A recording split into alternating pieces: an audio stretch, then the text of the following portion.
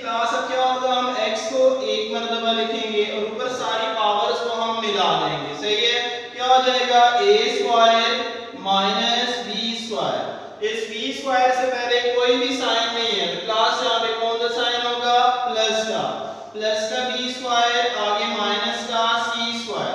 अब इस c square से पहले कोई भी साइन नहीं है तो यहाँ पर भी कौन सा साइन होगा, प्लस का c स्क्वायर और आगे माइनस का a स्क्वायर। क्या हो जाएगा, यहाँ पे प्लस के a स्क्वायर से माइनस का a स्क्वायर कैंसिल हो जाएगा, माइनस के b स्क्वायर से प्लस का b स्क्वायर कैंसिल हो जाएगा, माइनस के c स्क्वायर से प्लस का c स्क्वायर कैंसिल हो जाएगा।